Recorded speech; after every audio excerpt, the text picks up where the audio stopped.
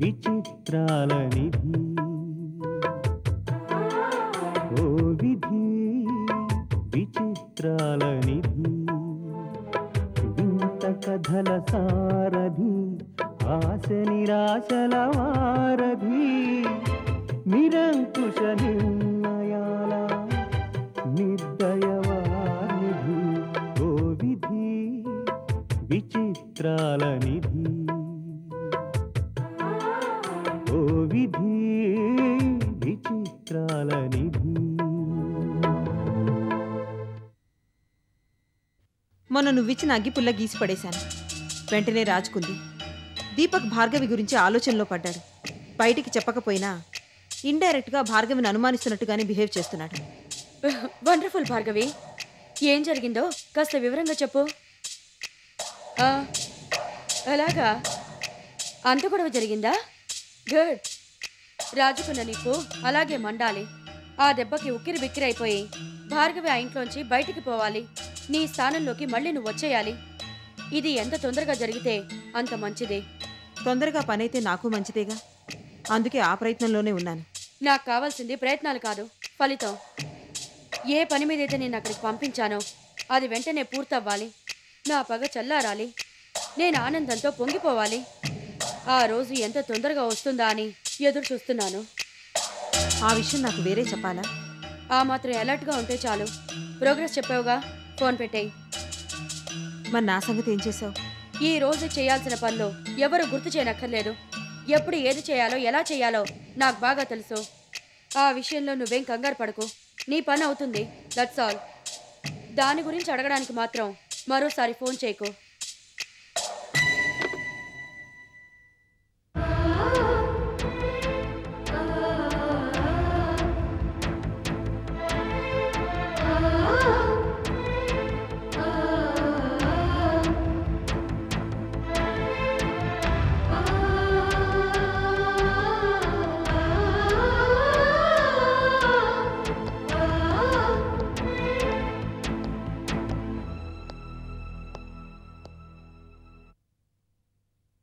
ఏంటమ్మా ఇలా వచ్చావు?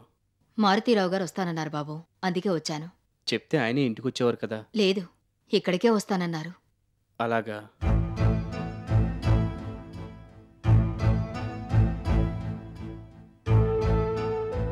దీపక్, ఏమిటలా ఉన్నావు? ఏం లేదమ్మా, బాగానే ఉన్నాను. నాతో చెప్పడం లేదు కానీ దేని గురించో సీరియస్గా ఆలోచిస్తున్నావు. ఏముంటాయమ్మా, ఆఫీస్ వ్యవహారాలు, కొత్త కంపెనీ పనులు, వీటితోనే సగం టైం సరిపోతుంది. ఇంకా వేరే ఏం ఆలోచిస్తానమ్మా. అవునులే.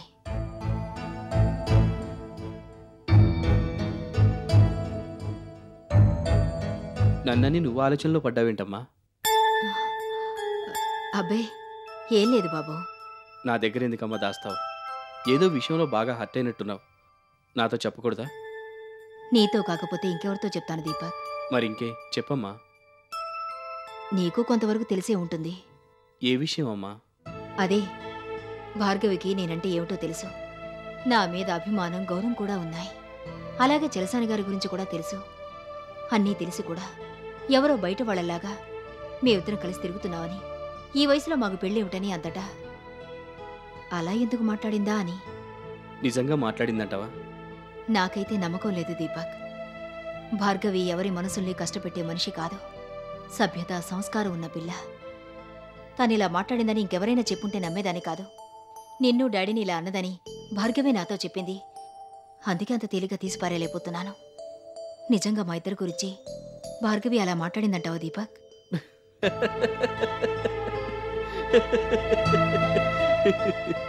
ఏమిటి దీపక్ ఇది? ఎందుకు అంతలా నవ్వుతున్నావు? ఏం లేదమ్మా, రోజు ఇలాంటి మూర్ఖురాల్ని, బిజినెస్లో రకరకాల మనుషుల్ని అర్థం చేసుకుని ఇంతలా సక్సెస్ అయిన మనం, మన ఇంట్లో మనిషి, మన మంచి కోరే మనిషి అయిన భార్గవిని మనం సరిగా అర్థం చేసుకోలేకపోయాం. అందుకని నవ్వు వచ్చింది. మనం భార్గవిని అర్థం చేసుకోలేకపోయావా? ఏమిటి నువ్వు అంటున్నది? అవునమ్మా, భార్గవి అలా మాట్లాడడం వెనక ఒక కారణం ఉంది. నేను నీలాగే భార్గవి ఎందుకు ఇలా మాట్లాడి ఉంటుందా అని తల పగలగొట్టుకుని ఆలోచిస్తే భార్గవి ఎందుకు అలా మాట్లాడిందో అర్థమైంది. ఎందుకు దీపక్? ఇంక దేనికమ్మా, మీ పెళ్లి గురించి. మా పెళ్లి గురించా? దానికి దీనికి సంబంధం ఏమిటి? ఉందమ్మా. బీడీ చనిపోయిందని మీ పెళ్లి సంవత్సరం పాటు వాయిదా వేసుకున్నారు. తర్వాత దాని గురించి ఆలోచించడం మానేశారు. మేము పట్టించుకోవడం మానేశాం. ఒకవేళ అడుగుదామన్న ధైర్యం చాలక కామ్గా ఉండిపోయాం. అంచేత మీ పెళ్లి విషయాన్ని మీకు గుర్తు చేసే భారాన్ని తన మీద వేసుకుంది. ఆ విషయం మీకు డైరెక్ట్గా చెప్పలేకపోయింది. అందుకని మీ గురించి చెడుగా మాట్లాడితేనన్నా మీలో చలనం వచ్చి ఆ విషయం ఆలోచించి మీ పెళ్లి జరిగేలా చేస్తారనే ఉద్దేశంతోనే అలా మాట్లాడింది. నిజమా దీపక్? అవునమ్మా, అలా మాట్లాడిందని తెలిస్తే మనందరికీ చెడైపోతానని తెలుసు. అయినా పర్వాలేదనుకుంది. ఎలాగైనా మళ్ళీ ఈ విషయం బయటకు వచ్చి మీ పెళ్లి జరిగితే చాలనుకుంది. అందుకే భార్గవి దగ్గర మీ గురించి అలా మాట్లాడి మనకు తెలిసేలా చేసింది. ఓ మంచి పని చేయడానికి తను చెడనిపించుకోవడానికి కూడా సిద్ధపడింది అంటే really Bhargavi is great. Deepak, ఎంతో తెలివైన వాళ్ళు కూడా ఒక్కోసారి ఎంత మూర్ఖంగా ఆలోచిస్తారనేది నేనే రుజువు చేసినట్టున్నాను. అంత మంచి మనసున్న భార్గవిని అపార్థం చేసుకున్నందుకు నిజంగా నేను సిగ్గుపడుతున్నాను. అలాగని నువ్వెందుకమ్మా నేను తక్కువ చేసుకుంటావు? నిజంగా భార్గవి నీ ముందు ఆ మాట అన్నా నువ్వు పట్టించుకునే దానివి కాదు. ఏదో తెలియక అనేసిందని సరిపెట్టుకునేదానివి. కానీ జరిగిన దాంట్లో మామయ్య గారి ఇన్వాల్వ్మెంట్ కూడా ఉంది కాబట్టి ఆయన గురించి చెడుగా మాట్లాడిందని నువ్వు ఇంతలా బాధపడ్డావు అంతే. ఏదేమైనా డైరెక్ట్గా చెప్పకుండా వేరే పద్ధతిలో వెంటనే మీ పెళ్లి విషయం ఆలోచించేలా చేసిన భార్గవిని ముందు మనం అభినందించాలి. ఏమంటావు? నిజమే దీపక్, ఆ అమ్మాయి మంచితనానికి ఏదో రకంగా మా పెళ్లి గురించి ఆలోచించేలా చేసినందుకు భార్గవిని అభినందించాల్సిందే. అయితే ఇంకెందుకమ్మా ఆలస్యం, వెంటనే ఇంటికి వెళదాం పదా. ఉమ్.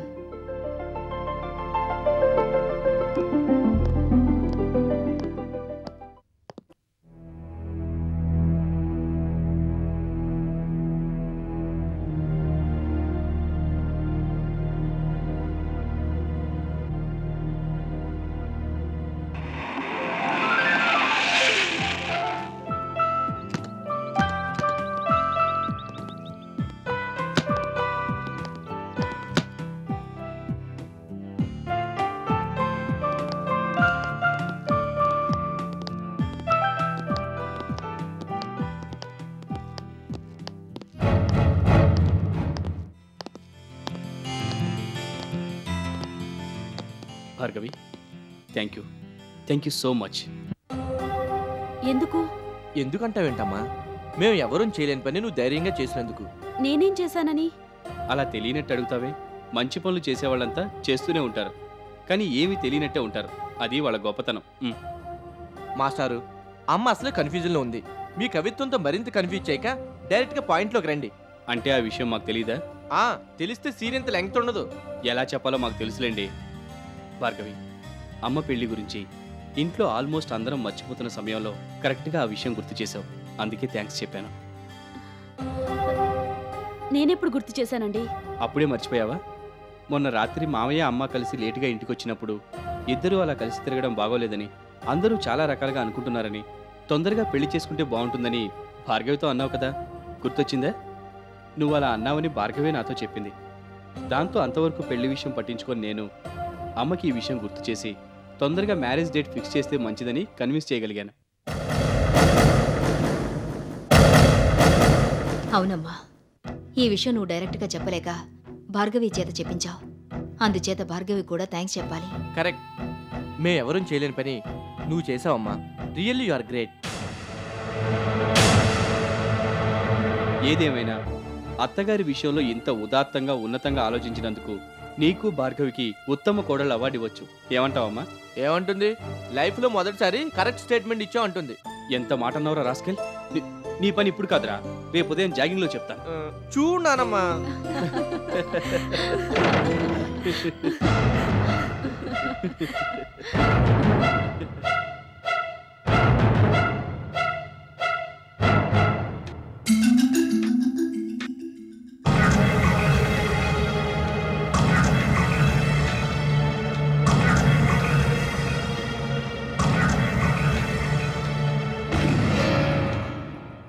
ఈ పూట వంటేం చేస్తున్నావు భార్గవి? వంకాయ వేపుడు సాంబారు. అది సరే భార్గవి, అత్తయ్య మీ డాడీ కలిసి తిరుగుతున్నారని వాళ్ళ పెళ్లి విషయం కదిపి వాళ్ళలా తిరుగుతూ ఉంటే బయట వాళ్ళు ఏమనుకుంటారో అని అన్నది నువ్వు. మరి అవన్నీ నేనన్నానని ఆయనతో ఎందుకు చెప్పావు? అది కావాలని నువ్వు అన్నట్టుగా చెప్పాను. కావాలని చెప్పావా? అవును, నువ్వలా అన్నావని నేను చెప్పడం వల్లే కదా మరిచిపోయిన పెళ్లి విషయం గుర్తు చేశావని అందరూ నిన్ను అంతలా పొగిడి థ్యాంక్స్ చెప్పారు. వాళ్ళేదో తెలియక చెప్పారు, కానీ నిజానికి ఆ క్రెడిట్ రావాల్సింది నీకు కదా. ఇందులో నాకు కొత్తగా వచ్చే క్రెడిటే ఉంది భార్గవి. నువ్వైతే ఇంటికి కొత్తగా వచ్చావు, అందువల్ల ఇంట్లో వాళ్ళకి నీ మీద మంచి ఇంప్రెషన్ కలగాలని అలా చెప్పాను. అఫ్కోర్స్ వాళ్ళకిప్పుడు నీ మీద మంచి అభిప్రాయం లేదని కాదు, దీనివల్ల నీ ఇమేజ్ మరింత పెరుగుతుందని అలా చెప్పాను. ఇదంతా నీకోసమే, ఈ ఇంట్లో నీ స్థానం పదిలంగా ఉండడం కోసమే అలా చేశాను. నీ మంచితనానికి, నా మీద నువ్వు చూపిస్తున్న అభిమానానికి thank you Bhargavi, thank you.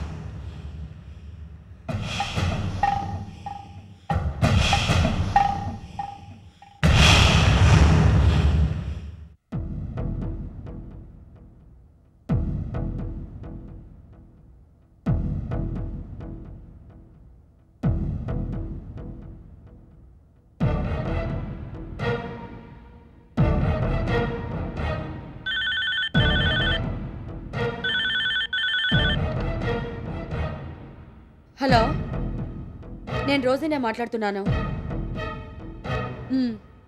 చెప్పు. అసలేం జరిగింది? I see. అలాగా, కొంచెం కూడా రెస్పాన్స్ లేదా? అంటే ఆ దిక్కుమాలిన భార్గవి ఇంట్లో అందరికీ దేవత అయిపోయి తిష్ట వేసుకుని కూర్చుందన్నమాట. సర్లే, నువ్వు అనవసరంగా కంగారు పడుకో. ఏం చెయ్యాలో తర్వాత ఫోన్ చేసి చెప్తాను. ఫోన్ పెట్టేయ్.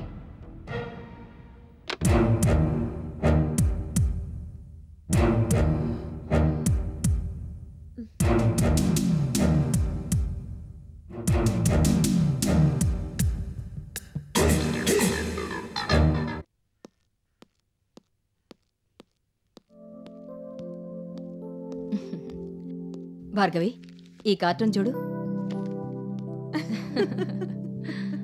అమ్మా, సంజయ్ది school building slab work జరుగుతుందట.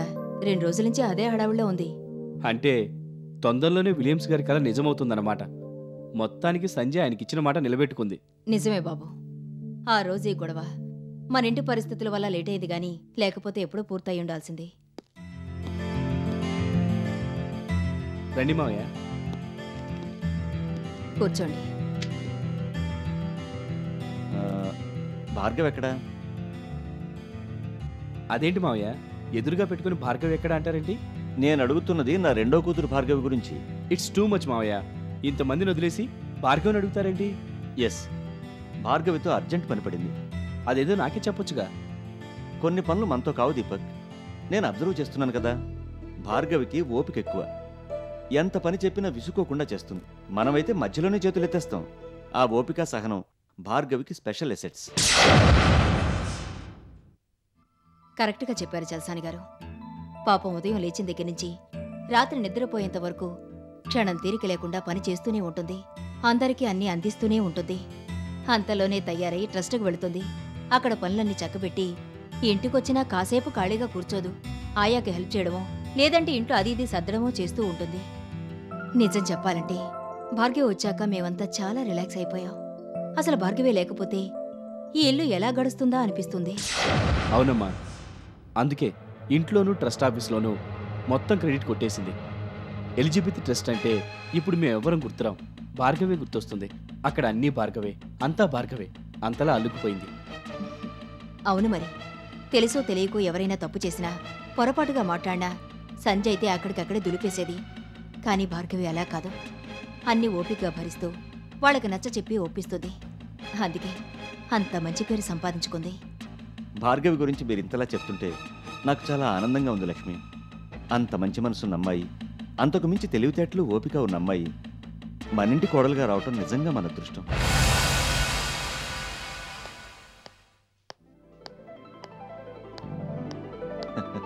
Bhargavi, నీకేమైనా టెలిపతి ఉందా? చెప్పకుండానే కాఫీ తీసుకొచ్చేసావు. వాహ్, అద్భుతం, అపూర్వం. ఫిల్టర్ కాఫీ రుచి తెలియాలంటే నీ చేతి కాఫీయే తాగాలి. ఎనీహౌ, నీ గురించే మాట్లాడుకుంటున్నావు, వచ్చేసావు. సో నీకు మరో 100 ఏళ్ళు. దేనికి? మీకు ఫిల్టర్ కాఫీ కలిపి ఇవ్వడానికే?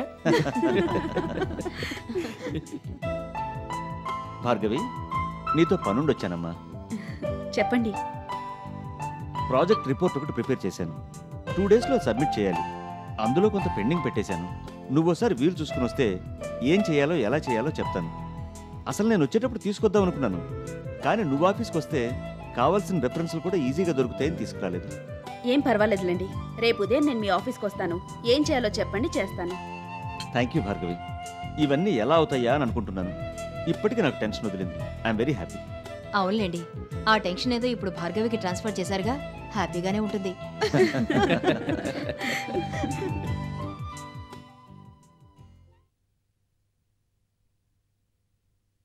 భార్గవి, జ్యూస్. నీకెందుకీ శ్రమ? పిలిస్తే నేనే వచ్చి తీసుకునేదాన్నిగా. ఏం పర్వాలేదులే, నువ్వు నా మీద చూపిస్తున్న అభిమానానికి ఎంతైనా చేయొచ్చు. నా అభిమానం దేవుంది భార్గవి. ఈ ఇంట్లో నువ్వు ఎవ్వరికీ అందనంత ఎత్తుకు ఎదిగిపోయావు. ఎంత ఎదిగినా కూడా వేళ్లను మర్చిపోతే మనుగడే ఉండదు కదా. అబ్బే, ఆ విషయంలో నువ్వు భయపడాల్సిన అవసరం లేదు. అదేంటి?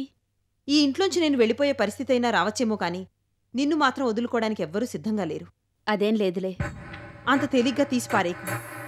ఇంట్లో అందరూ నీ పేరే కలవరిస్తూ ఉంటారు, నీ చుట్టూ తిరుగుతూ ఉంటారు. ఇంట్లో బయట నువ్వు పనులు చక్కబెట్టి తీరు చూసి అందరూ నిన్ను ఆకాశానికి ఎత్తేస్తూ అభినందనలతో ముంచెత్తుతూ ఉంటారు. నీ మంచితనాన్ని పొగుడుతూ ఉంటారు. ఇవన్నీ ఎందుకు? ఒక్క మాటలో చెప్పాలంటే అందరి గుండెల్లోనూ గుడి కట్టి అందులో దేవతలా నిన్ను కొలుస్తూ ఉంటారు. అంత మంచి పేరు సంపాదించుకున్నావు. వాళ్ళ సంగతేమో గాని నువ్వు మాత్రం నన్ను ఆకాశానికి ఎత్తేస్తున్నావు. ఇందులో నేను చేసిందేముంది? అంతా మీ అందరి అభిమానం. ఎలాగైతేనే నీ తెలివితేటలతో చాకచక్యంతో ఇంట్లో అందర్నీ బుట్టలో పడేశావు. బుట్టలో పడేశానా? అదేంటి భార్గవి, ఒక్కసారి అంత మాట అనేసావు? నువ్వు ఆ మాట అనకపోతే సంతోషించేదాన్ని. అయినా ఎందుకలా మాట్లాడుతున్నావు? నేనేమైనా అలా ప్రవర్తిస్తున్నానా?